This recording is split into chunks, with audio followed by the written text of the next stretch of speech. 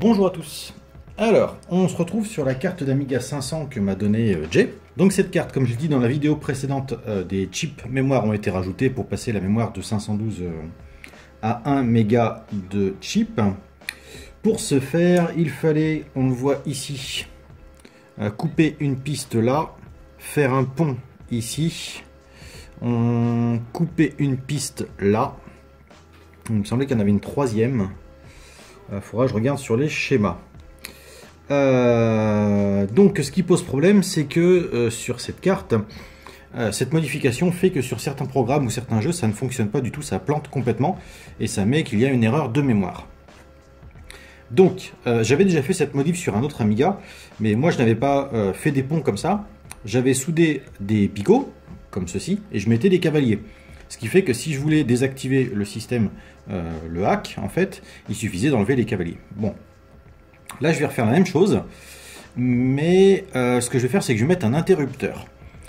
Comme j'ai une coque inférieure avec deux trous qui ont déjà été faits, il y en aura un pour le reset, le bouton reset, et un avec un interrupteur qui permettra de passer la mémoire de 512 kg à 1 méga. Donc comme ça, si on veut l'utiliser en 512 et que ça fonctionne, on le fait. Et si on voit que ça fonctionne pas, paf, on rebascule en 512. Donc je vais utiliser ce genre de petits picots. Voilà, on va les couper pour avoir les bonnes tailles. Et c'est là-dessus qu'on viendra mettre un cavalier. Alors j'ai installé donc les fameux picots. On en voit un qui est donc ici avec son petit cavalier. Et donc l'autre qui est ici. Alors, on ne voit pas trop bien, mais si je tourne un peu la carte... Voilà, on voit les trois picots. Donc maintenant, si je me tourne vers mon écran, j'ai bien donc 1 méga de chip et 0 de slow. Maintenant, je vais redémarrer en retirant le premier cavalier et en le remettant à côté et en mettant un cavalier sur l'autre picot. Bref, une photo ou une vidéo parlera mieux qu'une courte explication.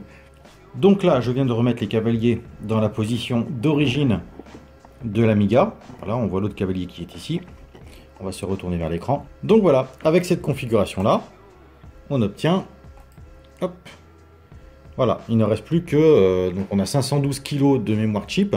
Donc là, il reste 294 040. Donc voilà, on a chanté le hack, ce qui permet maintenant de choisir en bougeant les cavaliers 1 méga de chip ou 512. Donc maintenant, pour éviter d'avoir à manipuler l'Amiga et de l'ouvrir, je vais faire un switch qui va permettre de basculer directement de 512 à 1 MO sans ouvrir l'Amiga. Donc voilà ce que donne le prototype. Donc en fait, j'ai gardé les picots, mais j'ai mis des prises démontables en fait. Parce que si on veut sortir un jour la carte mère, il suffit de tirer les fiches, clac clac, et on peut tout sortir sans avoir à démonter l'interrupteur. J'en ai profité pour mettre le bouton reset, qui vient se fixer ici, là, sur le transistor. Donc, une fois que ça, c'est fait, il y a donc l'interrupteur ici pour le reset, et ici le commutateur pour passer de 512 à 1 MO. Voilà, donc c'est très simple à utiliser. Hein, il suffit de basculer de l'un à l'autre. Donc voilà, si je démarre, j'ai bien mes 294 kg de mémoire. Et si je switch, voilà, on obtient directement 1 MO 818 328. Et donc là, du coup, je peux passer 512, 1 MO, 512, 1 MO, 512, 1 MO. Tout ça juste avec le commutateur. Bien évidemment, c'est complètement faux. On ne peut pas le faire ça à chaud. Hein. On est obligé d'éteindre l'Amiga et de le redémarrer. C'est le montage de la vidéo qui est comme ça. Voilà, donc il va juste me rester à renforcer cette partie-là puisque les pistes ont un petit peu morflé, hein, elles ont un peu de jeu.